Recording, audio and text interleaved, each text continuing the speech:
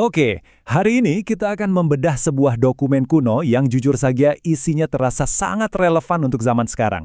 Ini seperti sebuah buku panduan, manual lapangan untuk memimpin di tengah krisis. Coba deh bayangin, Anda ini seorang pemimpin muda. Lalu Anda dikirim ke sebuah kota yang sedang bisa dibilang kacau balau. Misi Anda cuma satu, pulihkan ketertiban. Nah, ini persis situasi yang dihadapi seorang bernama Timotius. Dan kita nggak sedang bicara kota kecil ya. Efesus itu pusatnya segala sesuatu, perdagangan, filsafat, budaya. Tapi justru di tengah keramaian itu, komunitas Kristen yang masih baru di sana terancam hancur. Dan yang paling bahaya, musuhnya bukan dari luar, tapi dari dalam. Jadi gimana cara mengatasinya? Mari kita bongkar satu persatu strategi yang ada di buku panduan ini. Oke, pertama-tama kita harus pahami dulu seberapa berat tekanan yang dipikul oleh Timotius waktu itu. Paulus itu orangnya to the point banget. Dia langsung tunjuk sumber masalahnya, bahkan sampai dikasih nama khusus, heterodidaskalein. Intinya, ini adalah racun intelektual dan spiritual yang menyebar dan merusak komunitas dari dalam. Nah, pertanyaannya, racun ini bentuknya seperti apa sih? Ide-ide bahaya apa yang sebenarnya sedang menyebar? Paulus membedahnya dengan sangat teliti. Coba lihat perbedaannya. Ini kontras banget, kayak langit dan bumi. Satu sisi, fokusnya ke perdebatan yang nggak ada habisnya, yang hasilnya cuma perpecahan. Di sisi lain, ada ajaran sehat yang fokusnya ke iman, dan hasilnya kasih, hati nurani yang bersih, dan integritas. Di tengah kekacauan ini, apa langkah pertama Paulus? Ini cerdas banget. Dia nggak langsung menyerang ajaran sesatnya, tapi dia membangun fondasi yang kuat, menetapkan standar seperti apa pemimpin sejati itu. Dan prinsip utamanya itu diringkas dalam satu kalimat yang, nusuk banget.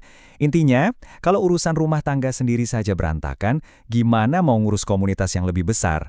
Kepemimpinan itu diuji di rumah dulu, bukan di panggung. Jadi, coba perhatikan deh, kualifikasi utamanya itu bukan soal seberapa pintar seseorang, seberapa karismatik, atau seberapa berkuasa.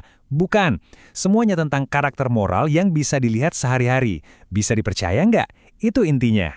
Oke, standar pemimpin sudah ditetapkan. Lalu, bagaimana cetak biru ini diterapkan dalam kehidupan sehari-hari seluruh komunitas?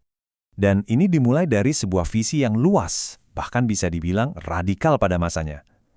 Paulus bilang, doakan semua orang, termasuk para penguasa dan raja, orang-orang yang punya kuasa untuk menindas mereka.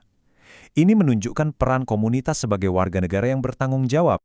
Dan dari visi yang besar tadi, Paulus langsung turun ke hal yang sangat-sangat praktis. Contohnya, bagaimana cara komunitas mendukung para janda. Aturannya dibuat sangat jelas dan spesifik. Ini nunjukin kalau visi besar itu harus punya dampak nyata bagi yang paling membutuhkan. Nah, bagian terakhir ini menarik. Setelah membahas komunitas secara luas, Paulus kembali memusatkan perhatiannya khusus kepada Timotius, ke hati si pemimpin itu sendiri. Paulus memberikan satu peringatan yang sangat keras tentang satu hal yang dia percaya bisa merusak seorang pemimpin dari dalam keluar. Apa itu? Cinta akan uang. Ini adalah dua jalan, dua pola pikir yang sangat berbeda.